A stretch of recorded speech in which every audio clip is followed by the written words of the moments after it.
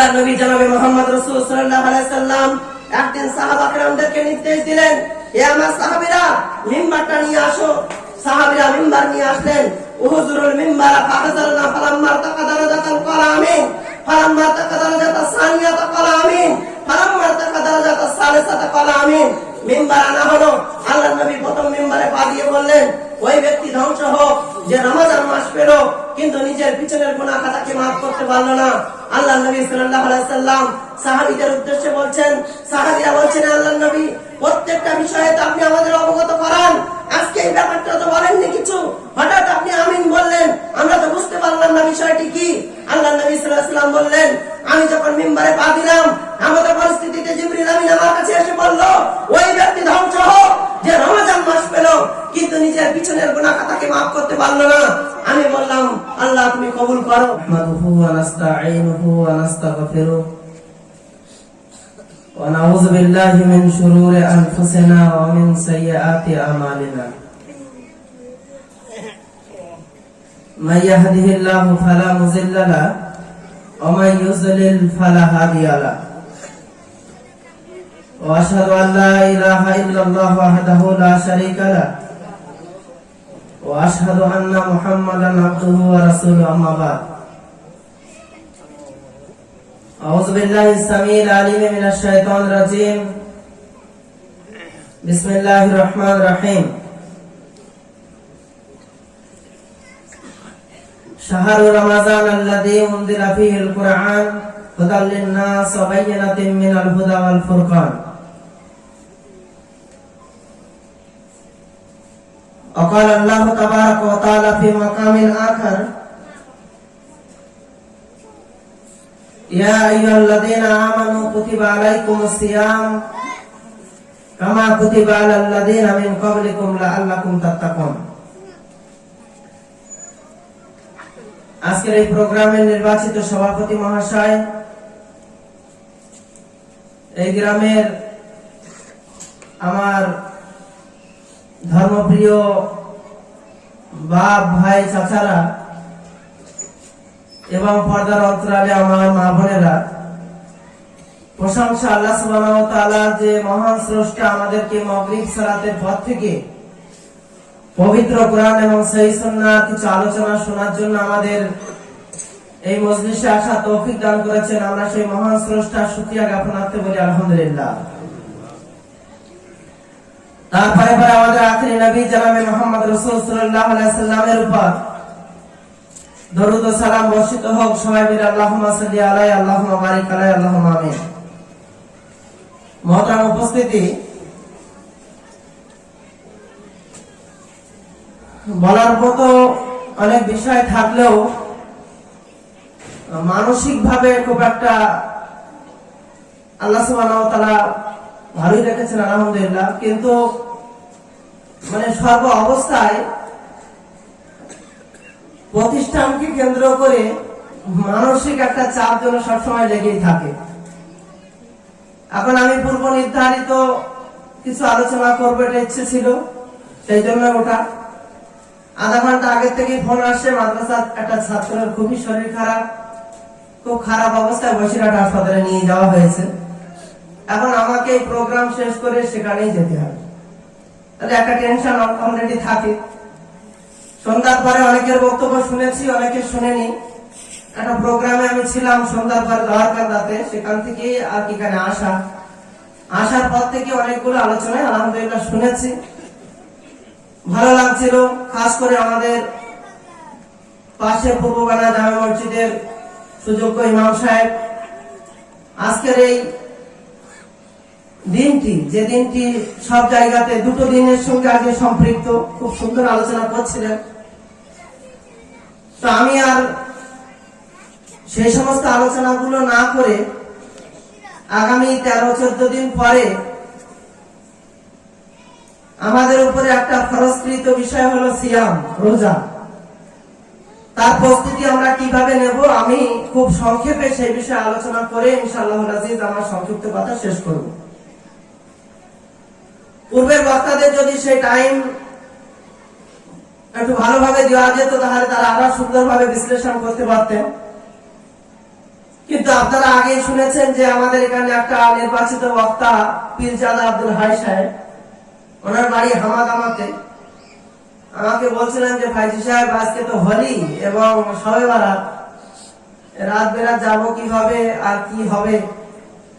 তা আমি নিজেই বললাম ঠিক আছে আগামী দিন আপনার আনা হবে, যদি ভয় লাগে তা বসে যান, বক্তা অনেক আছে। তো ইনশাআল্লাহ আজিজ তিনি আসতে চাইলেও ওই ইতস্তত বোধ করার কারণে আমি বলেছি যে খাস করে বক্তাদের এত বড় লিস্ট, সেটাও হওয়ার একটা কারণ রয়েছে যে আজকে দুপুরবেলা সাহেব আমাদের প্রাক্তন ইমাম সাহেব ইদ্রিস রহমান সাহেবের শাশুড়ি মারা গিয়েছিলেন। তো আমি মাদ্রাসা থেকে অটো ভাড়া করে শিক্ষকদের ওই জানাজায় নিয়ে এসেছিলাম, আর সেখান থেকে যেতে দেয়নি, সব এখানে টেনে নিয়েছে, যার কারণে বক্তার লিস্ট বেড়ে গিয়েছে। এখন অনেকেই আছেন তাদেরকে বলতে দিইনি। যাই হোক, আমি যে আয়াত আপনাদের সম্মুখে তেলাওয়াত করেছি সেই আয়াতের ব্যাখ্যাটা আমাদের কাছে স্পষ্ট। কিছু ভাইরা আজকের এই রাতটাকে বিশেষভাবে এই মর্যাদা দিতে চায়, কিন্তু আদৌ এই মর্যাদা পবিত্র রমজান মাসের সঙ্গে সম্পৃক্ত, আজকের দিনের সঙ্গে এর কোনো সম্পর্ক নেই। যেটা আমার পূর্বে আমার ভাই আলোচনা করেছেন, আলহামদুলিল্লাহ সেখানে এপ্রিল ফল এবং বিভিন্ন রকম যে আলোচনা আরো টাইম থাকলে বিস্তারিত বলতেন, কিন্তু সেখানে তিনি যতটাই বলেছেন আমাদের জন্য যথেষ্ট। তবে আপনাদের জন্য আমি এতটুকু বলি, আপনারা অনেকেই হয়তো আলহামদুলিল্লাহ কোরআন এবং সহিহ সুন্নাহর আলোকে জীবনযাপন করেন। আপনারা দাওয়াত না পড়লেও কালকে যখন খাদ্য চলে আসবে তখন আবার ভাইজি সাহেবের কাছে ফোন করবেন যে আমি তো যাইনি, এসে গিয়েছে আমার বাড়ি, এখন আমি করবো কি, খাওয়া যাবে না, ফেলে দিতে হবে। বুঝাতে পারিনি? আজকে রাত্রে যে কর্মকাণ্ড, এই কর্মকাণ্ডে তৈরি হওয়া যে খাদ্যগুলো আপনার ইমাম সাহেবদের বা আপনার এলাকার ওলামা আকরামদের কথা অনুযায়ী আপনি এটাকে বেদাত মনে করে, সুন্নাহ বিরোধী মনে করে আপনি জাননি, কিন্তু আগামীকাল যখন আপনার বাড়িতে শালাবাবু, শ্বশুর মশাই বা ছাত্র শালা খাদ্যটা পৌঁছে দেবে, তখন আপনি ফোন করবেন ভাইজি সাহেব আমি তো যাইনি, এখন দিয়ে গিয়েছে, এ ব্যাপারে আপনার ফতোয়াটা আপনি বলেন। এ নিয়ে আর কোনো সমস্যা। ব্যাস এতটুকুই আপনাদেরকে বলবো, দ্বীন ইসলাম যেটাকে আপনি ইবাদত বলেন, এই ইবাদত করার ক্ষেত্রে আপনি কোনো একটা কাজ করতে পারবেন না, সমাজের মানুষ মেনে নিতে না পারলেও আপনার মন মেনে নিচ্ছে না যদি আপনি মনে করেন, তারপরেও যদি জনাবে মুহাম্মদ রাসূল সাল্লাল্লাহু আলাইহি সাল্লামের কর্মকাণ্ডের বিরুদ্ধে হয়, তাহলে সেই কাজ ইসলাম কোনোদিন অনুমতি দেয়নি।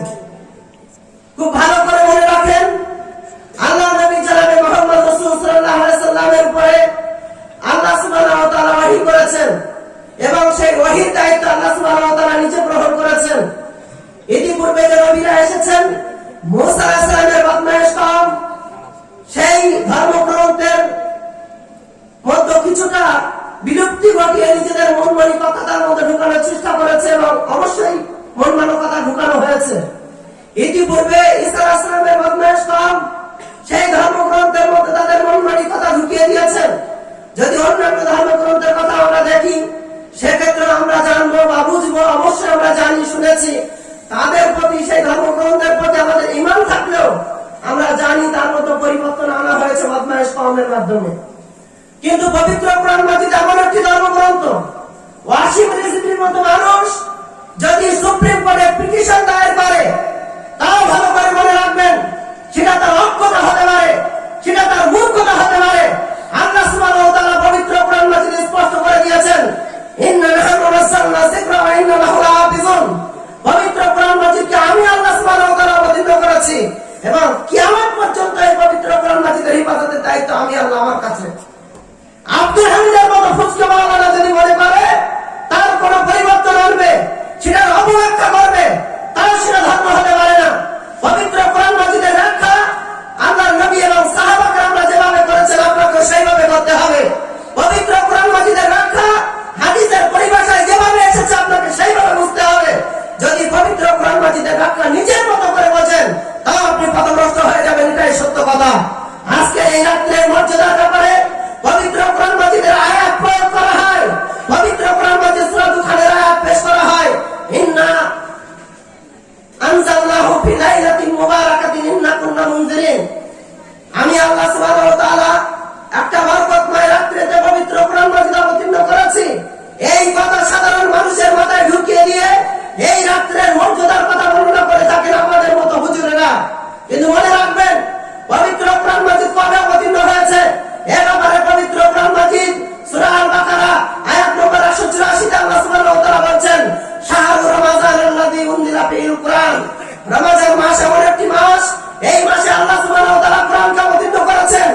হুদান লিন-নাস, মানুষদেরকে হিদায়াত দেওয়ার জন্য এবং মুত্তাকিদের রাস্তা দেখানোর জন্য।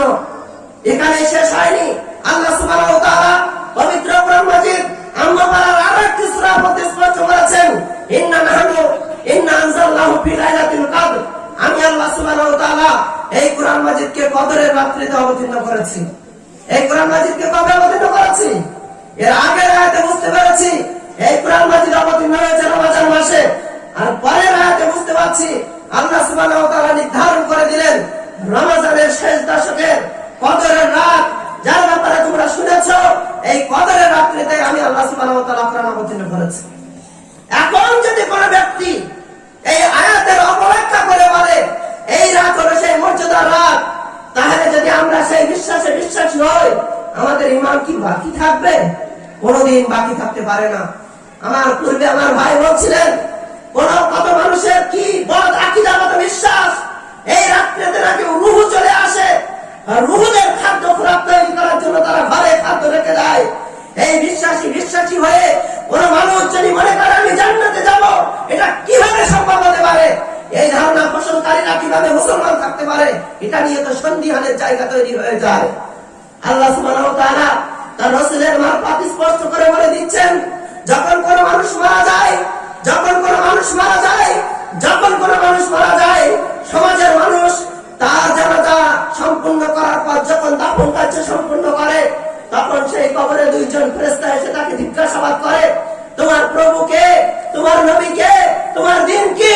যখন এই ব্যক্তি সঠিক উত্তর দেয়, তখন ফেরেশতারা তাকে নতুন জামাইয়ের মতো করে আদর করে তাকে নিয়ে যায় আসমানে। দুনিয়ার আসমানে গিয়ে প্রথম আসমানে যখন এই রূহকে নিয়ে যাওয়া হয়, তখন আসমানের ফেরেশতা তাকে উদ্বুদ্ধ করে বলে, আহলান সাহলান মারহাবা, ওয়েলকাম, এত সুন্দর রূহ কোথা থেকে নিয়ে এসেছেন? সালামুন আলাইক, তোমার উপরে সালামতি হোক। এই কথা বলে তাকে সাদরে গ্রহণ করে সেই রূহকে যে জায়গায় রাখা হয় তার নাম হলো ইল্লিন। আর সেই ইল্লিনের সম্পর্ক হলো জান্নাতের সঙ্গে। কিন্তু কোন মানুষ যখন সঠিক উত্তর দিতে পারে না, সেই বদ রূহগুলো ফেরেশতারা ফেলতে নিয়ে যান।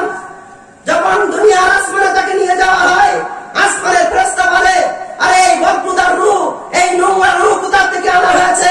তার উপরে ভর্ৎসনা করা হয়। তারপরে কোন রকম আল্লাহ সুবহানাহু ওয়া তাআলার নির্দেশে সেই আসমানের দরজা খুলে দিলে সেই রূহটা নিয়ে যে জায়গায় রাখা হয়, সেই জায়গাটির নাম হলো সিজ্জিন। আর এই সিজ্জিন যার সম্পর্ক হলো জাহান্নামের সঙ্গে। আল্লাহ সুবহানাহু ওয়া তাআলা চাইলে তাকে যেমন ভাবে ইচ্ছা রাখেন, আলেমে বারজাখকে তাকে যেমন ইচ্ছা আল্লাহ সুবহানাহু ওয়া তাআলা রাখেন। আজকের দিনে যদি কোনো মানুষের কথা বলে, আজকের দিনে যদি কোনো মানুষের কথা বলে, আজকের দিনের কোনো মা যদি এই কথা বলে, আজকের দিনের কোনো বুবু যদি এই কথা বলে, আজকের দিনের কোনো ভাই যদি এই কথা বলে, ওই ব্যক্তি মারা যাওয়ার পর আমি রাত্রিতে দেখেছিলাম গাছে সাদা কাপড় পরে বেড়াচ্ছিল, রাস্তা দিয়ে সাদা কাপড় পরে যাচ্ছিল, গলায় যেন আমার ঝুলছিল, আমার জন্য কেমন ভয় লাগছিল।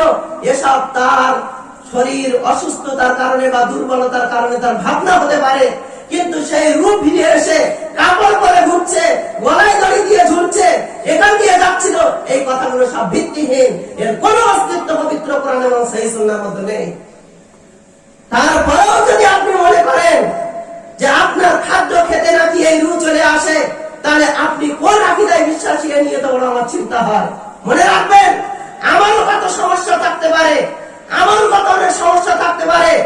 আপনার আমল আর একজনের আমলের বিপরীত হতে পারে, আমলের মধ্যে ঝগড়া থাকতে পারে। আব্দুল হামিদ একরকম বলে, আর একজন একরকম বলে, এ ব্যাপারে ঝগড়া থাকতে পারে, কিয়ামত পর্যন্ত ঝগড়া থাকবে। কিন্তু আকীদাগত মজবুতি যদি আপনার না থাকে, আকীদাগত মূল ভ্রান্তি যদি আপনার মধ্যে থাকে, পবিত্র কোরআন মাজিদ সাক্ষ্য প্রদান করে বলছেন, কিয়ামতের সেই কঠিন দিনে আল্লাহ সুবহানাহু ওয়া তাআলার সম্মুখে আপনি দাঁড়াতে পারবেন না। আল্লাহ সুবহানাহু ওয়া তাআলার সম্মুখে আপনি দাঁড়াতে পারবেন না যদি আকীদাগত ভুল ধারণা আপনার থাকে। আকীদা আবার কি, আমল আবার কি? আমল তো বুঝতে পারছি, যেটা আমি করি সেটা আমল, আমি নেকি মনে করে যেটা করি সেটা আমল। সে আকীদা আবার কাকে বলে? এক কথায় মনে রাখেন, ইমামে আবু হানিফা যে আকীদায় বিশ্বাসী ছিলেন, আজকের আহলুল হাদিসরাও সেই আকীদায় বিশ্বাসী কিনা আমার সন্দেহ হয়। আকীদা এমন মজবুত বিষয়, আকীদার ব্যাপারে সঠিক আকীদা যদি আমরা পোষণ না করি, আমাদের আমল বরবাদ হয়ে যাবে। আল্লাহ সুবহানাহু ওয়া তাআলা পবিত্র কোরআন মাজিদ সূরা ফুরকান আয়াত নম্বর 23-এর মধ্যে সে কথাই উল্লেখ করেছেন। দ্বিতীয় নম্বর একটি বিষয় যেটা না বললে নয়, এক কথায় বলে আমি এগিয়ে যাব, সেটা ভাই সময়ের জন্য বলতে পারেননি, সময় পাননি বলতে পারেননি। এই রাতকে কেন্দ্র করে কিছু মানুষেরা যে মন খারাপ কাহিনী তৈরি করেছে, এই কাহিনীর সঙ্গে ইসলামের দূর দূর পর্যন্ত কোনো সম্পর্ক নেই। যুগে যুগে ইসলামের বদমাইশ কওম যেমন কাহিনী তৈরি করেছিল, যদি আজকে আমি আপনাকে জিজ্ঞাসা করি ইসলাম কবে জন্মগ্রহণ করেছিলেন, তার আগে একটু জিজ্ঞাসা করে নিন। আচ্ছা, আপনাদের ধারণা কি ঈসাকে শুলিতে চড়ানো হয়েছিল, না আল্লাহ সুবহানাহু ওয়া তাআলা ঈসা আলাইহিস সালামকে জীবিত উঠিয়ে নিয়েছেন? কোনটা মনে করেন আপনারা? শুলিতে চড়ানো হয়েছিল, আল্লাহ সুবহানাহু ওয়া তাআলা জীবিত উঠিয়ে নিয়েছেন। এই বিশ্বাসী তো আপনারা? আলহামদুলিল্লাহ, আমরা এই বিশ্বাসী করি যে আল্লাহ সুবহানাহু ওয়া তাআলা জীবিত অবস্থায় ঈসা আলাইহিস সালামকে আসমানে উঠিয়ে নিয়েছেন।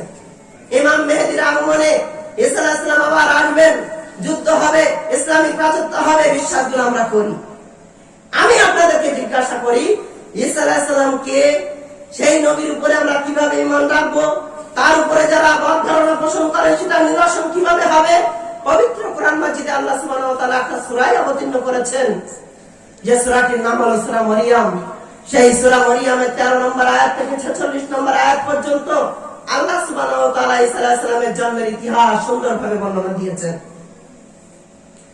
সেখানে বলা হচ্ছে, সামান্য একটু ঘটনা তুললে বুঝতে পারবেন, সেখানে বলা হচ্ছে মরিয়মকে নির্দেশ দেওয়া হলো, মরিয়ম তুমি এখান থেকে চলে যাও ওই মরুভূমিতে, ওখানে গিয়ে তুমি আশ্রয় নাও, ওই খেজুর গাছের নিচে তুমি আশ্রয় নেবে।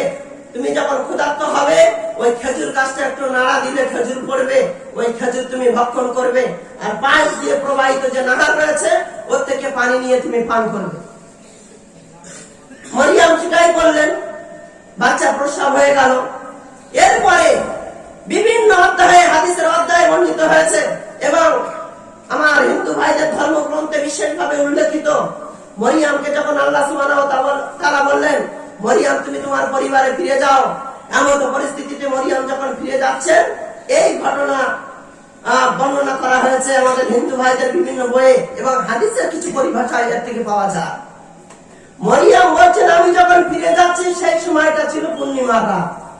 আমি যখন রাত্রিতে ফিরে যাচ্ছিলাম, এমন অবস্থায় আমি দেখি সেই রাত্রিতে কিছু মেষ পালক, চৌপায়া পালক যারা রাখাল, তারা তাদের গরু মোষগুলো চড়াচ্ছে এবং সেই লোকগুলোকে আমি খালি গায়ে দেখেছিলাম এবং চৌপায়াগুলো পানি পান করার জন্য একটা কুয়ার পাশে গিয়ে একত্রিত হয়েছে।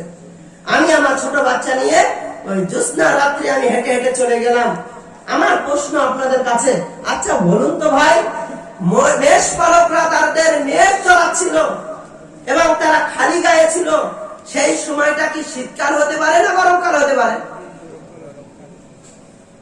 কোনকাল হতে পারে? ঋতুর দিক দিয়ে কি বলবেন? গরমকাল হবে।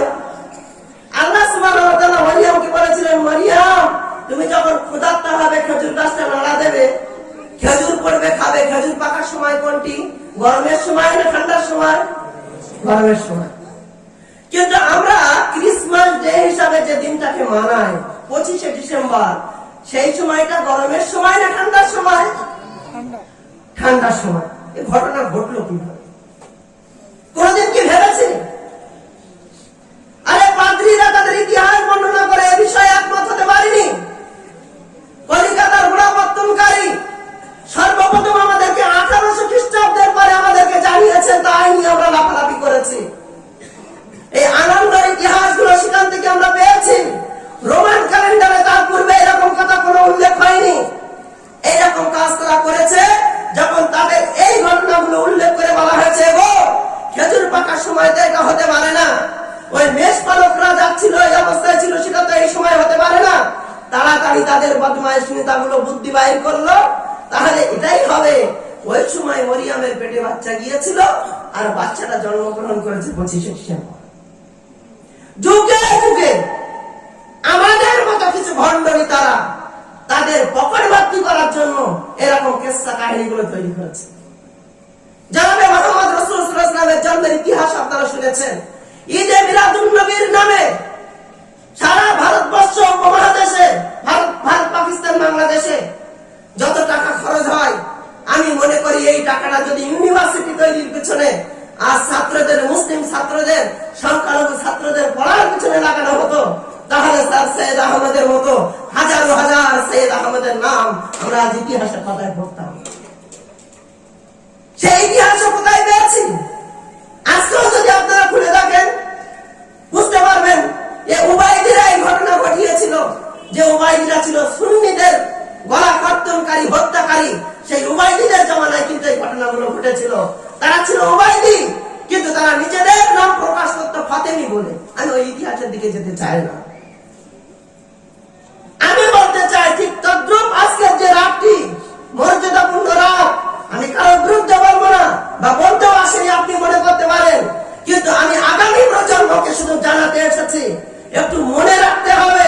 না হলে তোমরা যদি তোমাদের ইতিহাস ভুলে যাও, তোমাদের ধ্বংস করার জন্য কারোর প্রয়োজন হবে না, তোমরা নিজেরাই ধ্বংস হয়ে যাবে। এক শ্রেণীর মানুষ বলে থাকে জনাবে মুহাম্মদ রাসূল সাল্লাল্লাহু আলাইহি সাল্লামের দাঁত ভেঙে গিয়েছিল উহুদের যুদ্ধে।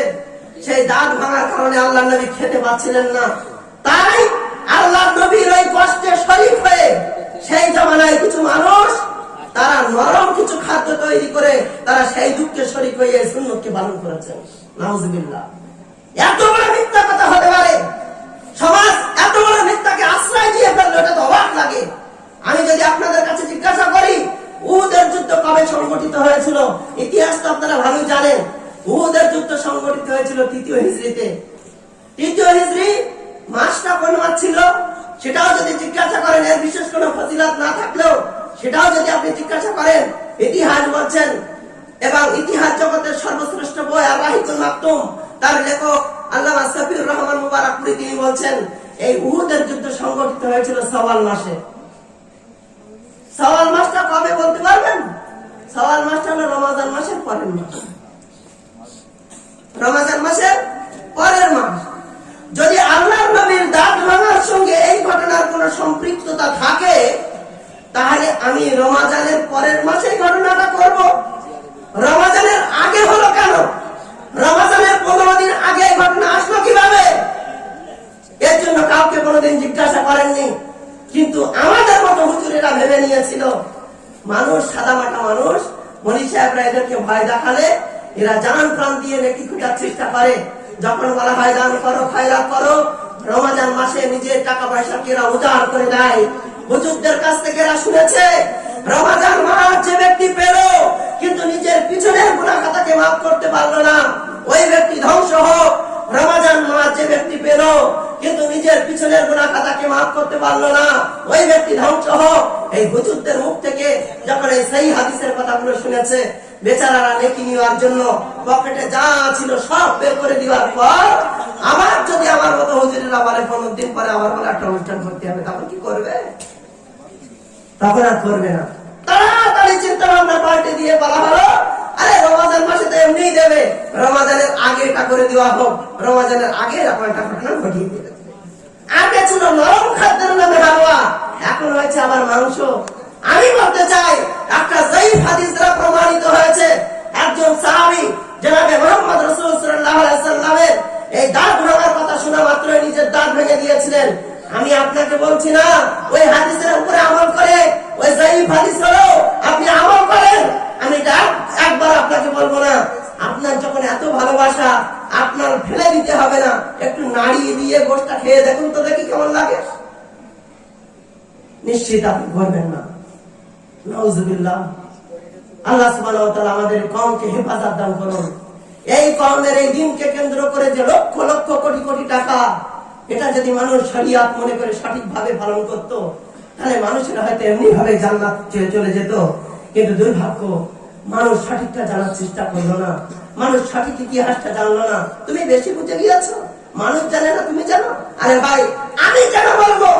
আমার মতো ভণ্ডদের কথা কেন শুনবেন? জনাবে মুহাম্মদ রাসূল সাল্লাল্লাহু আলাইহি সাল্লাম থেকে একটা হাদিস থাকলে আপনি দেখিয়ে দিন। আল্লাহ সুবহানাহু ওয়া তাআলার পক্ষ থেকে পবিত্র কোরআন মাজিদের একটা আয়াত থাকলে আপনি আমাকে বুঝিয়ে দিন। জনাবে মুহাম্মদ রাসূল সাল্লাল্লাহু আলাইহি সাল্লামের পরবর্তী সাহাবা کرامদের থেকে কোনো একটা প্রমাণ থাকলে দিন। আমি আপনার বিরুদ্ধে একটা কথা বলবো না। ওটাও যদি না পারেন, ইমামে আবু হানিফা ইমামদের মধ্যে প্রথম ইমাম 80 হিজরিতে জন্মগ্রহণ করেছেন, 150 হিজরিতে মৃত্যুবরণ করেছেন। আবু হানিফাও যদি কোনোদিন এই কর্মকাণ্ড করে থাকে, আমাকে দিলে আমি আপনার বিরুদ্ধে একটা কথাও বলবো না। দ্বিতীয় ইমাম ইমাম মালিক যদি কোনোদিন করে থাকেন, তৃতীয় ইমাম ইমামে শাফি যদি কোনোদিন করে থাকেন, চতুর্থ ইমাম ইমামে আহমদ বিন হাম্বল যদি কোনোদিন করে থাকেন, হানাফি জগতের শ্রেষ্ঠ ব্যক্তিত্বরা আব্দুল কাদের জিলানী থেকে নিয়ে খাজা মঈনুদ্দিন চিশতির নামকরণে যদি এমন কোন প্রমাণ আপনারা দিতে পারেন, ইনশাআল্লাহুল আজিজ আপনাদের বিরুদ্ধে একটা কথাও কোনোদিন আমি বলবো না। আমি ওয়াদা করছি আপনাদের বিরুদ্ধে একটা কথাও বলবো না। আর যদি না হয় 600 খ্রিস্টাব্দের পরে তৈরি হওয়া কোন একটা ঘটনাকে কেন্দ্র করে মানুষকে যদি শরিয়ত বোঝানোর চেষ্টা করেন, নিশ্চিত আমার ইমানি দায়িত্ব আপনাকে সতর্ক করা। আপনার সতর্ক হতেই হবে, আপনার সতর্ক হতেই হবে। কোন রকম যদি আপনি বেদাত কাজ করেন, বেদাতের সাপোর্ট করেন, বেদাত করতে উৎসাহিত করেন, তাহলে আপনার পরিণাম জাহান্নাম হবে, এটা আপনি মনে রাখতে পারেন। আপনার মসজিদের ইমাম সাহেব, দুনিয়ার সমস্ত মসজিদের ইমাম সাহেব, যে মসজিদে আরবিতে খুতবা হয় সে মসজিদের ইমাম সাহেবও মিম্বারে ওঠার পর একটা হাদিস বলেন, কোনদিন কি বুঝেছেন তার তরজমা? ইমাম সাহেব মিম্বারে ওঠার পরেই বলেন, ফাইন্না খায়রাল হাদিসে কিতাবুল্লাহ ওয়া খায়রাল হাদি হাদি মুহাম্মাদিন সাল্লাল্লাহু আলাইহি ওয়াসাল্লাম ওয়া শাররাল উমুরি মুহদাসাতুহা ওয়া কুল্লু মুহদাসাতিন বিদআহ ওয়া কুল্লু বিদআতিন যালালা। অন্য হাদিসে এসেছে ওয়া কুল্লু যালালাতিন ফিন্নার। এই হাদিসটা কি শোনেননি আপনারা? আপনারা শোনেননি? সবারই আমার বলে মুখস্থ রয়েছে, হয়তো হাদিসের তরজমাটা বুঝতে পারেনি। এখানে বলা হয়েছে নেকির আশা করে কোন নতুন জিনিস, সেটাই হলো বেদাত। আর প্রত্যেকটা বেদাত হলো গোমরাহি, আর প্রত্যেক গোমরাহি মানুষকে জাহান্নামে নিয়ে যাবে। তাই বিনীতভাবে অনুরোধ করি, বেদাত কাজ করা, বেদাতের সাপোর্ট করা, বেদাত দেখার পরেও চুপ থাকা, এ আমল ধ্বংস করার সমান। তাই বিনীতভাবে অনুরোধ করি, করেন আর না করেন, কমসে কম এই বেদাত থেকে নিজে বেঁচে থাকেন, অপরদেরকেও বাঁচানোর চেষ্টা করেন। বিনীতভাবে অনুরোধ, আপনার ভাই হিসাবে, আপনার দিনী ভাই হিসাবে আপনার কাছে অনুরোধ। আমি শেষ করব, 2-4 মিনিটের মধ্যে শেষ করবো, আমি আর দেরি করবো না। আমি দুটো একটি কথা যেটা বলতে চেয়েছিলাম রমজানের প্রস্তুতি স্বরূপ, সেই কথাগুলোই বলি, ওদিকে আর না গিয়ে। এটাকে কেন্দ্র করে আরো বাজে বাজে বদাকিদার আমল হয়। আল্লাহ সকলকে হেফাজত করুন, এই দোয়াই করি, আল্লাহ তুমি আমাদের সকলকে হেফাজত দান করো, আমিন। আমরা যারা এই ভুল কাজগুলো করে ফেলেছি, কোনোদিন করেছি, আল্লাহ আমাদেরকে ক্ষমা করে দিয়ে আমাদের ভুল ত্রুটিগুলোকে নেকিতে পরিবর্তন করে দাও, আমিন। রমজান মাসের ব্যাপারে যে আয়াতটি আমি তেলাওয়াত করেছি, ইয়া আইয়ুহাল্লাযীনা আমানু কুতিবা আলাইকুমুস সিয়াম, কেন বলছি একটু মনে রাখেন। আল্লাহর নবী রমজানের পূর্বে সাহাবা کرامদের নিয়ে বসতেন, বসে বলতেন কোমর বেঁধে নিতে, কোমর বেঁধে নিতে। তা আপনাদেরও এই বলার কথা, উদ্দেশ্য হলো এটাই যে একটু কোমরটা বেঁধে নেবেন, মানে প্রস্তুতি গ্রহণ করেন। এই মাসের করণীয় ছিল আপনার বেশি থেকে বেশি রোজা করা, বেশি থেকে বেশি সিয়াম পালন করা। তাই বিনীতভাবে অনুরোধ করি, এই মাসে যদি করতে নাও পেরেছেন, আগামী মাসের জন্য পরিপূর্ণ প্রস্তুতি গ্রহণ করেন। প্রস্তুতিটা কেমন হবে? আল্লাহ সুবহানাহু ওয়া তাআলা বলছেন, সামনে পাট বোনার সময় অনেক কষ্ট করেন। এই গ্রামের মানুষ চাষের উপরে নির্ভর, চাষ করাটা অনেক কষ্টের কাজ। কোনো সময় পাট কাটার সময় এসে যায়, কোনো সময় পাট নিড়ানোর সময় এসে যায়। তা আপনাদের আমি দেখেছি, পাট নিড়ানো বা পাট কাটা বা ধান কাটার সময় এসে গেলে ওই কঠিন পরিশ্রমের কারণে আপনারা রোজাটা ভেঙে দেন, রোজাটা ছেড়ে দেন। এই হাদিস যদি আপনাদের কারোর কাছে থেকে থাকে, আমাদেরকেও একটু দেবেন। কারণ রমজান মাসে সারা রমজান মাস দৌড়াদৌড়ি করতে হয়, এই প্রান্ত থেকে প্রান্ত, বড় কষ্ট হয়। আমরা তাই ছেড়ে দেব? বিনীতভাবে অনুরোধ করি, রমজান ছাড়া আর কোন রকম কোন অস্ত্র আমি তো খুঁজে পাচ্ছি না। আপনার জন্য দুটো অপশন আছে। আল্লাহ সুবহানাহু ওয়া তাআলা পবিত্র কোরআন মাজিদে বলছেন, ফামান কানা মিনকুম মারিদা আও আলা সাফারিন ফাইদ্দাতুম মিন আইয়ামিন উখার। তোমাদের মধ্যে যদি কেউ অসুস্থ হয়ে পড়ে বা ব্রহ্মণ অবস্থায় থাকে, তাহলে সে তার ওই রোজাটা বাকি 11 মাসের মধ্যে পরিপূর্ণ করে দেবে। শর্ত কি বললাম? যদি অসুস্থ হন, যদি কাজের চাপ থাকে, কথা বলা হয়নি, যদি অসুস্থ হন বা ব্রহ্মণ অবস্থায় থাকেন, তাহলে ওই রোজাটা বাকি 11 মাসে করে দিতে হবে। বিনীতভাবে অনুরোধ করি, অনেকেই গত বছরে রোজা ছেড়ে দিয়েছিলেন, এবছরে সেই রোজা এখনো পর্যন্ত পরিপূর্ণ করেননি। কিয়ামতের সেই কঠিন দিনে প্রথম কাঠগড়ায় আপনাকে প্রশ্ন করা হবে, কি ব্যাপার গো, গত বছরের রোজাটা কোথায় গেল, উড়ে গেল নাকি? অত সহজ নয়, যতটা সহজ মনে করেছেন অতটা সহজ নয়। আমার মা বোনেদের উদ্দেশ্যে বলি, আল্লাহ সুবহানাহু ওয়া তাআলার পক্ষ থেকে মায়েদের একটা অসুস্থতা আসে, আপনাদের অসুস্থতা না হোক দোয়া করি। যদি অসুস্থতা হয় তাহলে সেই অসুস্থতার কারণে যে রোজাগুলো ছুটে যাবে, বাকি 11 মাসে আপনাকে করে দিতে হবে। আর মায়েদের অসুস্থতা আল্লাহ সুবহানাহু ওয়া তাআলার পক্ষ থেকে বাধ্যতামূলক হয়। এমন পরিস্থিতিতে মায়েদের উদ্দেশ্যে বলি, যদি কোনো মায়ের আল্লাহর পক্ষ থেকে 3 দিনের অসুস্থতা হয়, কারো 4 দিনের হতে পারে, কারো 5 দিনের হতে পারে, কারো 6 দিনের হতে পারে, আর হাইলি কারো 7 দিনের অসুস্থতা হতে পারে। 8 দিন হয় এটা মিথ্যা কথা, 9 দিন হয় এটা মিথ্যা কথা, 10 দিন হয় এটা মিথ্যা কথা, 15 দিন পর্যন্ত হয় এটা মিথ্যা কথা। হাইলি আপনার 7 দিন অসুস্থতা হতে পারে। মনে রাখা ভালো, 2 দিন যদি কেউ অসুস্থতা বা অসুস্থ হয়ে যায়, পাশের বাড়ির মুফতি আমার বোনের কাছ থেকে ফতোয়া জিজ্ঞেস করে 7 দিন গণনা করছেন, আপনি পাপ করলেন। ওই যে 4 দিনের রোজা ছেড়ে দিয়েছেন, কিয়ামতের কঠিন দিন আপনাকে জিজ্ঞাসিত হতে হবে। যদি কারো 3 দিনের অসুস্থতার পরে সে সুস্থ হয়ে যায়, সে 7 দিন গণনা করতে পারবে না, সেই দিনে সে গোসল করে 4th দিনের জন্য রোজা রাখবে। যদি কারো 4 দিনের অসুস্থতা থাকে, সে 7 দিন গণনা করতে পারবে না, তারপরের দিনে তাকে রোজা রাখা শুরু করতে হবে। এবং এটাও মনে রাখতে হবে, অসুস্থতার কারণে যে রোজাটা তার ছুটে গিয়েছে, সেই রোজাটা বাকি 11 মাসে করে দেওয়া লাগবে। অত সহজ নয়। আমরা যারা মনে করেছি যেটা গায়ও তো গায়ও, যেটা ছুটেছে তো ছুটেছে, এই যারা মনে করেছি তারা ভুলের মধ্যে আছি। কিয়ামতের সেই কঠিন দিনে আমার এই ব্যাপারে প্রথম জিজ্ঞাসিত হতে হবে। আচ্ছা আব্দুল হামিদ, এমন কোন ব্যক্তি এমন অসুস্থতায় পড়েছে যে অসুস্থতা থেকে সে আর সুস্থ হতে পারবে, এই আশা আর করা যাচ্ছে না, তো কি করা যায়? এ ব্যাপারে কি শরীয়ত কিছু বলে না? আল্লাহ সুবহানাহু ওয়া তাআলা পবিত্র কোরআন মাজিদে বলেন, ওয়াইলিতুকুনাহু ফিদিয়াতুন তাআমু মিসকিন। এমন কোন ব্যক্তি যার অসুস্থতা থেকে সুস্থ হতে পারবে বলে মনে হচ্ছে না, তাহলে সে কি করবে? তার ওই রোজার বদলে একজন মিসকিনকে খেতে দেবে, একজন মিসকিনকে খেতে দিতে হবে। একজন মিসকিনকে খেতে দিতে যা খরচ হয়, সেই মিসকিন রোজা রাখবে, সে তার নেকিও পাবে, আর এই ব্যক্তির বদলে যে রোজাটা রেখেছে তার নেকিও তাকে দেওয়া হবে। তাই বলি, কোন মানুষ এমন অসুস্থতার মধ্যে পড়েছেন যে অসুস্থতা থেকে সে হয়তো আর ভালো হতে পারবে না বলে সে মনে করছে, মনের দুর্বলতা তাকে এসে বারবার আক্রমণ করছে, তাই সেই ক্ষেত্রে তার জন্য সুযোগ রয়েছে, সে একটা মিসকিনকে খাওয়াবে। মিসকিন তো খুঁজে পাচ্ছি না, কোথায় খুঁজেছেন আপনি? মিসকিন অবশ্যই আছে। যদি কোথাও না পান, আশপাশে কোনো মাদ্রাসা থাকলে, ইয়াতিম বাচ্চা থাকলে একটু জোগাড় করে নেবেন, একটু কথা বলে নেবেন, ওই ইয়াতিম বাচ্চাটা রোজা রাখুক, যা খরচ হয় আমি দিয়ে দেবো, এমনটা বলে দেবেন। অনেক গরিবের বাচ্চা রয়েছে, বলে দেবেন যা খরচ হয় আমি দিয়ে দেবো, কিন্তু আপনার জন্য কোনো ছুটকারা নেই, এটা ভালো করে মনে রাখবেন। এই মাসে আপনি কি কি করবেন? আল্লাহর নবী জনাবে মুহাম্মদ রাসূল সাল্লাল্লাহু আলাইহি সাল্লাম একদিন সাহাবা কেরামদেরকে নির্দেশ দিলেন, হে আমার সাহাবীরা, মিম্বারটা নিয়ে আসো। সাহাবীরা মিম্বার নিয়ে আসলেন। উহুজুরুল মিম্বার ফাহাজালনা ফালাম্মা তাকাদারাজাতাল ক্বালা আমিন, ফালাম্মা তাকাদারাজাতাস সানিয়াতা ক্বালা আমিন, ফালাম্মা তাকাদারাজাতাস সালিসাতা ক্বালা আমিন। মিম্বার আনা হলো। আল্লাহর নবী প্রথম মিম্বারে পা দিয়ে বললেন, ওই ব্যক্তি ধ্বংস হোক যে রমজান মাস পেল কিন্তু নিজের পিছনের গুনাহ খাতাকে মাফ করতে পারলো না। আল্লাহর নবী সাল্লাল্লাহু আলাইহি সাল্লাম সাহাবীদের উদ্দেশ্যে বলছেন, সাহাবীরা বলছেন, আল্লাহর নবী প্রত্যেকটা বিষয়ে তো আপনি আমাদের অবগত করান, আজকে এই ব্যাপারটা তো বলেননি কিছু, হঠাৎ আপনি আমিন বললেন, আমরা তো বুঝতে পারলাম না বিষয়টি কি। আল্লাহর নবী সাল্লাল্লাহু আলাইহি সাল্লাম বললেন, আমি যখন মিম্বারে পা দিলাম, আমাদের পরিস্থিতিতে জিবরিল আমিন আমার কাছে এসে বলল, ওই ব্যক্তি ধ্বংস হোক যে রমজান মাস পেল কিন্তু নিজের পিছনের গুনাহ খাতাকে মাফ করতে পারলো না। আমি বললাম, আল্লাহ তুমি কবুল করো।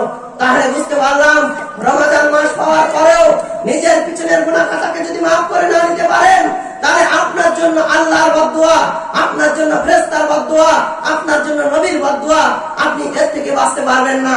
তাই বিনীতভাবে অনুরোধ করি, রমজানকে কেন্দ্র করে যতগুলো আমল রয়েছে, সেই আমলগুলো বেশি বেশি করার চেষ্টা করেন এবং বেশি বেশি আমলের মধ্য দিয়ে নিজের গুনাহ খাতাকে মাফ করিয়ে নেওয়ার পরিপূর্ণ চেষ্টা করেন। কি করবেন? একেবারে সকাল থেকে আপনাকে বলি, রমজানের সকালবেলা যখন সেহরির জন্য আযান দেওয়া হবে, সাথে সাথে ইতস্তত বোধ না করে ফট করে উঠে যাবেন। উঠে যাওয়ার পর আপনি সেহরি করবেন। আল্লাহ রাসূল সাল্লাল্লাহু আলাইহি ওয়াসাল্লাম বলেন, তাসাহহারু, তোমরা সেহরি করো, ফা ইন্না ফিস সাহরি বারাকাতান, অবশ্যই অবশ্যই সেহরির মধ্যে বরকত রয়েছে। তাই আমরা রাত 12টার সময় ঘুমিয়ে উঠতে ইচ্ছা হচ্ছে না, কেমন কেমন হচ্ছে, এমনটা না করে একটা সুন্নতের উপরে পরিপূর্ণ আমল করব। খেতে অসুবিধা হয়, আমার গা যেন কেমন কেমন করে, আমার গা পাক দেয়, এমনটা হলো একটা খেজুর খেয়ে নেব বা এক গ্লাস পানি পান করে নেব, ওই সামান্য যেটাই খাবো না কেন ওর মতো রয়েছে বরকত। সেহরি খাওয়ার পর রাত 2টোর সময় উঠে সেহরি খেয়ে ঘুমিয়ে গেলেন, এমনটা হবে না। সেহরি দেরিতে করবেন, ইফতার তাড়াতাড়ি করবেন। আপনার জন্য এই নির্দেশনা রয়েছে। তাড়াতাড়ি করার অর্থ এই নয় যে টাইম অতিবাহিত হওয়ার পর আপনি করবেন আর টাইম আসার আগে আপনি ইফতার করবেন, এমনটি নয়। আপনার জন্য বলা হয়েছে রাত 2টো 1টার সময় খেয়ে কেউ কেউ ঘুমিয়ে পড়েন, এমনটা করবেন না। শেষ পর্যায়ে আব্দুল্লাহ ইবনে উম্মে মাকতুম, বেলাল যখন আযান দেবে তখন তোমরা খাওয়া শুরু করো, আর আব্দুল্লাহ ইবনে উম্মে মাকতুম যখন আযান দেবে তখন তোমরা খাওয়া বন্ধ করো। আমাদের গ্রামের দুইজন মুয়াজ্জিন সাহেব ধারাবাহিকভাবে আযান দেন। প্রথম মুয়াজ্জিন যখন আযান দেবেন, যে মুয়াজ্জিন সারা বছর আযান দেন, তার ক্ষেত্রেও আমি বলবো, গ্রামবাসীদেরকে অনুরোধ করব, দুটো মুয়াজ্জিন নির্ধারণ করবেন শুধুমাত্র রমজানের জন্য। সেহরির জন্য একটা মুয়াজ্জিন আযান দেবেন, আর একেবারে ফজরের জন্য আরেকজন মুয়াজ্জিন আযান দেবেন। আল্লাহ নবী বলছেন, বেলাল যখন আযান দেবে তখন তোমরা খাওয়া শুরু করো, আর আব্দুল্লাহ ইবনে উম্মে মাকতুম যখন আযান দেবে তখন খাওয়া বন্ধ করো। তাহলে আমাদের গ্রামের প্রথম মুয়াজ্জিন যখন আযান দেবেন তখন খাওয়া শুরু করবেন, দ্বিতীয় মুয়াজ্জিন যখন আযান দেবেন সাথে সাথে আপনারা খাওয়া বন্ধ করে দেবেন। তারপরে আস্তে আস্তে মসজিদে চলে যাবেন। মাগরিবের সময় ইফতার দেওয়া হয়, গ্রামের মানুষ নেকির আশায় ইফতার দিয়ে থাকেন, আলহামদুলিল্লাহ সুম্মা আলহামদুলিল্লাহ। কিন্তু কারোর উপরে জোর করবেন না। কেউ ইফতার দিতে পারছেন না, তার উপরে জোর করে তোমাকে দিতেই হবে, এমনটা যেন না হয়। আপনারা অবশ্যই রোজাদারদের ইফতার করাবেন। ইফতারের মধ্যে নেকি রয়েছে, এটা তো আলহামদুলিল্লাহ ভালো কাজ। ইফতারের সময় আপনারা যেমন জামাতবদ্ধভাবে যান, সেই রকম ভাবে ফজরের সময় যাবেন। ইফতারের জন্য আলাদা মর্যাদা রয়েছে, আর ফজরের সময়ের মর্যাদা নেই এমনটি নয়। বরং আল্লাহ নবী সাল্লাল্লাহু আলাইহি ওয়াসাল্লাম বলেছেন, ইশার নামাজ আর ফজরের নামাজ হলো মুনাফিকদের জন্য ভারী। তাই সেহরি করার পর আস্তে আস্তে মসজিদে চলে যাবেন। বাড়িতে একলা নামাজ পড়ার চেয়েও মসজিদে জামাত সহকারে নামাজ পড়লে 27 গুণ বেশি নেকি পাবেন। অন্য হাদিসে এসেছে 25 গুণ বেশি নেকি পাবেন। আপনার তো বড় ইচ্ছে যে রমজান মাসে আমি আমার গুনাহ খাতাকে maaf করে নেব, তাহলে আপনি কেন মসজিদে যাচ্ছেন না? এটা নিয়ে তো বড় আমার ভাবনা হয়। তাই বিনীতভাবে অনুরোধ করি, সেহরির সময় আপনি তাড়াতাড়ি মসজিদে যাবেন, সেখান থেকে এসে প্রয়োজনে ঘুমিয়ে পড়বেন, না হলে একটু মাঠের কাজ করে এসে তারপরে একটু বিশ্রাম নেবেন। খালি পেট হয়ে গেলেও ক্লান্তি থাকলে কোনো অসুবিধা নেই। ঈশার পরেই আপনি যদি তারাবি পড়ে নিলেন বা রাত্রিতে তাহাজ্জুদ শেষ ওয়াক্তে পড়লেন, আপনি আপনার ঘুমানোর টাইমটা একটা লিস্ট করে নেন, ইনশাআল্লাহুল আজিজ আপনার অসুবিধা হবে বলে আমি মনে করি না। দ্বিতীয় নাম্বার হলো, রমজানের পুরো দিনটাই আল্লাহর কাছে দোয়া করবেন।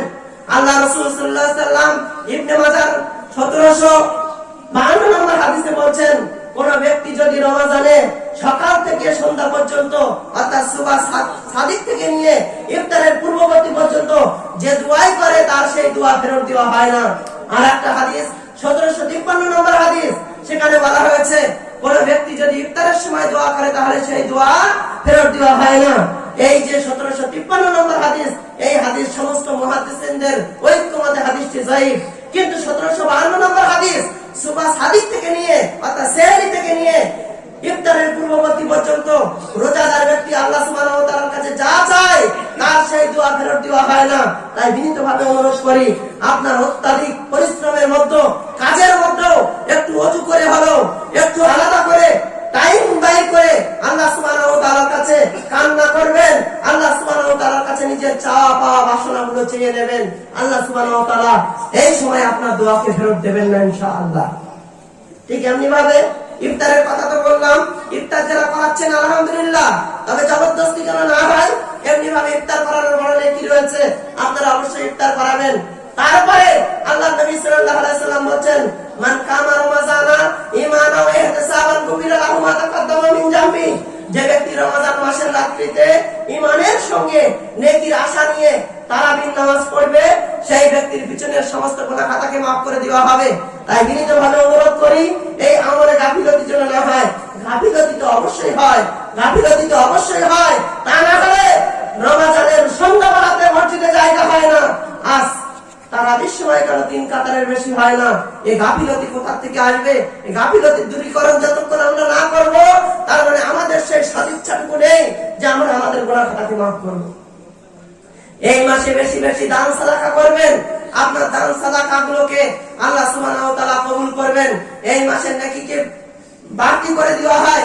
হাদিসের পরিভাষায় এসেছে, ইন্না ফিল জান্নাতি বাবান ইউকালু লা রায়্যান, জান্নাতের মধ্যে একটি দরজা রয়েছে, যে দরজাটির নাম হলো রায়্যান। সেই দরজা দিয়ে অন্য কেউ প্রবেশ করতে পারবে না। লা ইয়াদখুলু মিনহু আহাদুন গায়রুহুম, অন্য কোনো ব্যক্তি সেই দরজা দিয়ে প্রবেশ করবে না, শুধুমাত্র রোজাদাররা ছাড়া। তাই রোজাদার ব্যক্তি তা আল্লাহ সুবহানাহু ওয়া তাআলার কাছে নিকটে সে অধিক প্রিয়। তাই রোজাদার ব্যক্তি যে কাজটাই করে তার সেই নেকিকে বৃদ্ধি করে দেওয়া হয়। কোন ব্যক্তি যদি দান করে, তার দানকে 1 থেকে 10 গুণে আর 10 থেকে 750 গুণ বা তার অধিকে বৃদ্ধি করে দেওয়া হয়। তাই আপনি রমজান মাসের প্রতিদিনের ইনকাম থেকে যতটা পারেন আল্লাহ সুবহানাহু ওয়া তাআলার রাস্তায় একটু দিয়ে দেবেন। চতুর্থ নম্বর হলো আপনার দেহের যে যাকাত রয়েছে, আপনার দেহের যাকাত সাদাকাতুল ফিতর, ফিতরা প্রদান করবেন। এই ব্যাপারে জনাবে মুহাম্মদ রাসূল সাল্লাল্লাহু আলাইহি সাল্লাম এই বিষয়টাকে তাকিদ প্রদান করেছেন। একেবারে শেষ পর্যায়ে গিয়ে আমরা যাকাতুল ফিতর বাইর করব। এমনি ভাবে আরো অনেকগুলো আমল রয়েছে, সবটা এখন বলা সম্ভব হচ্ছে না। তবে শেষ একটা কথা বলে আমার বক্তব্য শেষ করছি। আল্লাহ নবী সাল্লাল্লাহু আলাইহি সাল্লাম বলেন, কিয়ামতের সেই কঠিন দিনে কোনো ছায়া থাকবে না। কিয়ামতের সেই কঠিন দিনে আরশের ছায়া ব্যতীত কোনো ছায়া থাকবে না। কিন্তু সেই দিন পবিত্র কোরআন মাজিদ আল্লাহ সুবহানাহু ওয়া তাআলার কাছে তার কিরাতকারীদের জন্য, তার পণ্যওয়ালাদের জন্য সুপারিশ করবেন। ইয়াকুলুল কোরআন মানাতুন নাম ওয়াস শাহওয়া, ইয়া আল্লাহ, আমি এই ব্যক্তিকে রাতে ঘুমানো থেকে, নিজের ইচ্ছা মতো চলা থেকে দূরে রেখেছিলাম। রাত কি রাতে আমাকে কিরাত করেছিল। ইয়া রাব্বি ফাশাফিনি, ইয়া আমার প্রভু, আমার সুপারিশকে কবুল করে একে জান্নাত দান করো। আল্লাহ সুবহানাহু ওয়া তাআলা পবিত্র রমজান এবং কোরআনের সুপারিশ কবুল করে তাকে জান্নাত প্রদান করবেন।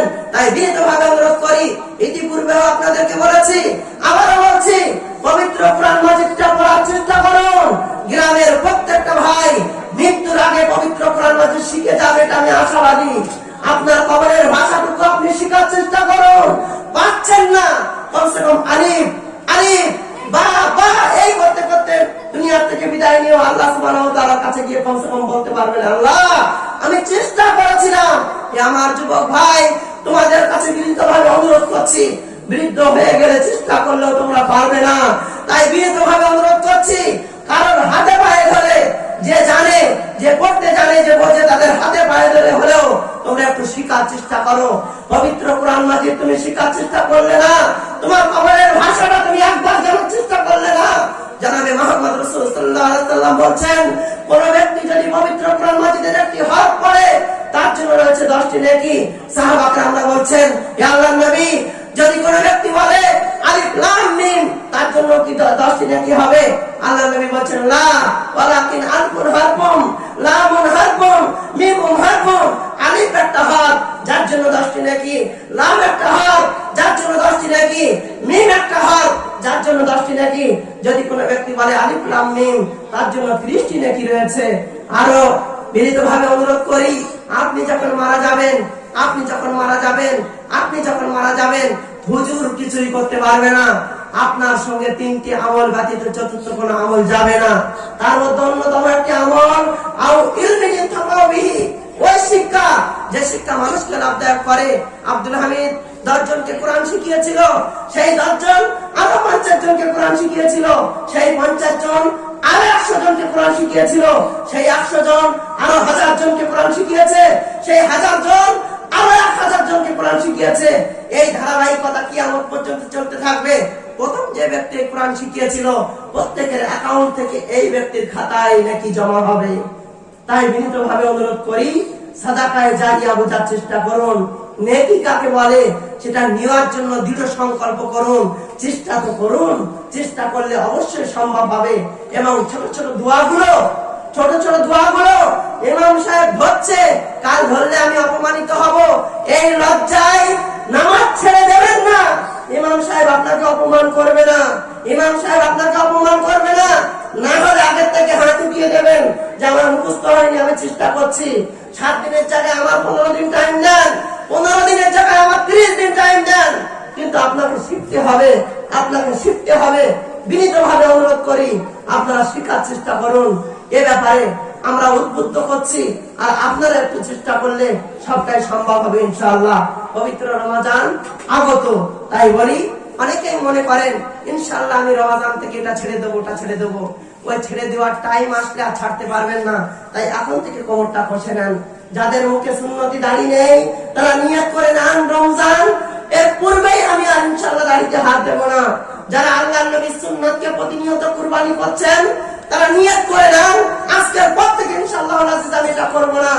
এতবার ইমাম সাহেবরা বললেন নেশা জাতীয় দ্রব্য পান করবেন না, এতবার আমার পূর্বের ইমাম সাহেবরা বললেন নেশা জাতীয় দ্রব্য পান করবেন না। আব্দুল হামিদ আপনার ঘরের ছেলে, আব্দুল হামিদ আপনার ভাই, আব্দুল হামিদ আপনার ঘরের আপনার ভাইপো। তাই বিনীতভাবে অনুরোধ করি, জনাবে মুহাম্মদ রাসূল সাল্লাল্লাহু আলাইহি ওয়াসাল্লাম বলছেন যারা নেশা জাতীয় দ্রব্য পান করে তারা জান্নাতে যাবে না, যারা নেশা জাতীয় দ্রব্য পান করে তারা জান্নাতে যাবে না। যারা নেশা জাতীয় দ্রব্য পান করে কিয়ামতের সেই কঠিন দিনে তারা যখন পান করতে চাইবে তখন তাদেরকে যে জিনিসটা দেওয়া হবে সেটা এক কথায় শুনে নেন, মানুষ পোড়ানো দেখেছেন কোনদিন? দেখেছেন মানুষ পোড়ানো? দেখেছেন? এটা আমার শেষ কথা। দেখেছেন কেমন হয়? শিরা উপশিরা গুলো এরকম কষতে থাকে, আর তলা দিয়ে দেখবেন এক ধরনের তেল জাতীয় ঝরে ঝরে পড়ে। কিয়ামতের সেই কঠিন দিনে দুনিয়ার নেশাকারী ব্যক্তিরা যখন পান করার জন্য কিছু চাইবে তখন ওই পুষ্টা তাকে দেওয়া হবে, ওই তেলটা তাকে পান করানোর জন্য দেওয়া হবে। এরপরেও যদি বলেন আমি ছাড়বো না, আমি আর কিছুই আপনাকে বলতে পারবো না। আল্লাহ নবী সাল্লাল্লাহু আলাইহি ওয়াসাল্লাম বলছেন, একদিকে তো অবাক লাগে, কেউ তো নামাজও পড়ে আবার দেখে এগুলো খায়। আল্লাহ নবী বলছে ইন্নাস সালাতা তানহা আনিল ফাহশাই ওয়াল মুনকার, নামাজ এমন একটা ইবাদত সমস্ত নোংরামি থেকে তাকে নামাজ দূর করে রাখে। কিন্তু ই আবার কেমন কথা হলো, নামাজও পড়ছে আর এটাও করছে, কেমন কথা হলো? তার মানে নামাজের গাফিলতি নাই, এটার গাফিলতি। আল্লাহ হেফাজত করুন, আল্লাহ হেফাজত করুন। শয়তানি ওয়াসওয়াসা এগুলো হতে পারে, শয়তানি ওয়াসওয়াসাই হতে পারে। আমি আপনার বিরুদ্ধে বলছি না, আমি আপনার ভাই, আমি বিনীতভাবে অনুরোধ করছি, খুব ভাইটাল বিষয়। আপনার ছোট ক্ষুধা, ডাক্তার বাবু যদি বলে তোমার ক্যান্সার ধরা পড়েছে, তুমি যদি আরেকদিন খাও তুমি বাঁচবে না, তোমাকে বাঁচানো যাবে না, নিশ্চিত আপনার পায়খানা সেদিন থেকে পরিষ্কার হবে, নিশ্চিত আপনার প্রস্রাবে সেদিন থেকে কোনো বাধা হবে না। কিন্তু আব্দুল হামিদ যখন হাদিসের কথা বলছে, আব্দুল হামিদ যখন হাদিসের কথা বলছে, আব্দুল হামিদ যখন জাহান্নামের কথা বলছে, তখন আপনি বলছেন ও মনি সাহেবরা অনেক কথা বলে, আমার পায়খানায় ক্লিয়ার হয় না, আমার প্রস্রাবে ক্লিয়ার হয় না। আপনার ছোট ক্ষুদা ডাক্তার বাবু যদি বলে তোমার পেটে আমি মনে করছি হয়তো ক্যান্সারের মতো ভাব এসে গেছে, তুমি আর একদিন খেলে বাঁচবে না, নিশ্চিত আপনি বড় ক্ষুদার কথা না শুনে, আল্লাহর কথা না শুনে এই ছোট ক্ষুদা ডাক্তার বাবুর কথা একেবারে মেনে নেবেন। আপনার ইমানের পরিচয় এখান থেকে হয়ে যাবে, কাউকে বলা লাগবে না। তাই বিনীতভাবে অনুরোধ করি, আপনার ভাই বড় ভাইটার বিষয়, তাই একটু জানিয়ে দিলাম, আপনারা ইনশাআল্লাহ রাজিস করবেন না। সর্বশেষ আল্লাহর কাছে দোয়া করবো, আল্লাহ সামনে রমজান মাস সমস্ত পাপাচার থেকে তওবা করে আমরা যেন ফিরে আসতে পারি, আল্লাহ তৌফিক দান করুন। আমিন। ইয়া আল্লাহ, বাড়িওয়ালা যে উদ্দেশ্যে জলসা সাজিয়েছেন আল্লাহ তুমি তার মনের উদ্দেশ্যকে পূর্ণ করো। আমিন। ইয়া আল্লাহ, আমরা যারা এখানে উপস্থিত হয়েছি আল্লাহ আমাদের উপস্থিতি জান্নাতের পাথর হিসাবে কবুল করো। আমিন। আল্লাহ, আমরা যারা ভুল করেছি আল্লাহ আমাদের ভুলগুলোকে আল্লাহ তুমি ক্ষমা করো। আমিন। আপনারা যদি মনে করেন ইতিপূর্বে কেউ করেছে তাহলে কি সে জাহান্নামে যাবে, আপনি তার কথাটা না ভেবে নিজে ভাবুন। আপনার জন্য আল্লাহ সুবহানাহু ওয়া তাআলা অফার দিয়েছেন, বাড়ি গিয়ে স্ত্রীকে বলবেন কোরআনটা খুলে পড়ে নেবেন, পবিত্র কোরআন মাজিদ সূরা ফুরকান আয়াত নম্বর 70। আল্লাহ বলেন ইল্লা মান তাবা, যে ব্যক্তি এই অনুশোচনা করে তওবা করলো যে আল্লাহ যা ভুল করেছি আর করব, ও আসলাহা নিজেকে সংশোধন করে নিল, ও আমানা সঠিকটা মেনে নিল, ও আমেলা সালেহা বাকি জীবনটা সেই মোতাবেক চললো, উলাইকা আল্লাহ বলেন এরা তো তারা ইউবাদদিলুল্লাহু সাইয়্যাতিহিম হাসানা, আমি আল্লাহ এই সমস্ত ব্যক্তিদের পিছনের সমস্ত ভুলগুলোকে নেকিতে পরিবর্তন করে দেব। সুবহানাল্লাহি ওয়া বিহামদিহি। আল্লাহ বলতে পারতেন আমি ক্ষমা করে দেবো, আল্লাহ এই কথা বললেন না। আল্লাহ বললেন এমন ব্যক্তিদের আমি পিছনের সমস্ত ভুলগুলোকে নেকিতে পরিবর্তন করে দেবো। বিনীতভাবে অনুরোধ করি, আপনার জন্য সুবর্ণ সুযোগ রয়েছে। আল্লাহ আপনাকে ক্ষমা করুন, আল্লাহ আমাদেরকে ক্ষমা করুন, আমিন। আল্লাহ আমরা যারা এখানে উপস্থিত হয়েছি, আল্লাহ আমাদের সকলকে আজকের এই প্রোগ্রাম জান্নাতের পাত্র হিসেবে আল্লাহ তুমি কবুল করো, আমিন। আমাদের মধ্য থেকে যারা দুনিয়া থেকে বিদায় নিয়েছেন, আল্লাহ তুমি তাদের সকলকে ইল্লিনে জায়গা দান করো, আমিন। আমরা যেন মৃত্যুর সময় ইমানের হালাতে দুনিয়া থেকে যেতে পারি এবং মৃত্যুর পরে ইল্লিনে জায়গা করে নিতে পারি, আল্লাহ তৌফিক দান করো, আমিন। আল্লাহ এই বাড়িওয়ালার নেক উদ্দেশ্যকে আল্লাহ তুমি পূর্ণ করো, আমিন। ইমানের হালাতেই তাকে দুনিয়ায় জীবন যাপন করার তৌফিক দান করো, আমিন। আজকে একটা মানুষের যদি হিদায়াত পায়, সেই একটা মানুষের নেকি এই বাড়িওয়ালা যে সুন্দর করে সাজিয়েছেন, আল্লাহ তুমি তার খাতায় সাদাকায় জারিয়া হিসাবে আল্লাহ কবুল করো, আমিন। আল্লাহ আমাদের প্রত্যেককে আল্লাহ তুমি কবুল করো, আমিন। সামনে রমাদান মাসের পরিপূর্ণ ইবাদত আমরা যেন করে তোমার সন্তুষ্টি অর্জন করে নিতে পারি, আল্লাহ তৌফিক দান করো, আমিন। আমাদের মধ্যে যারা অসুস্থ, আল্লাহ তুমি তাদেরকে সুস্থতা দান করো, আমিন। আমাদের মধ্যে যারা ঋণগ্রস্ত, আল্লাহ তুমি তাদের ঋণ থেকে উদ্ধার দান করো, আমিন। আল্লাহ আমাদের প্রত্যেকের আয় উন্নতিতে বারাকা দান করো, আমিন। নিয়মিত ইউটিউব ভিডিও দেখতে সাবস্ক্রাইব করুন। নতুন নতুন ভিডিও পেতে ঘন্টা বাটনটি চাপুন।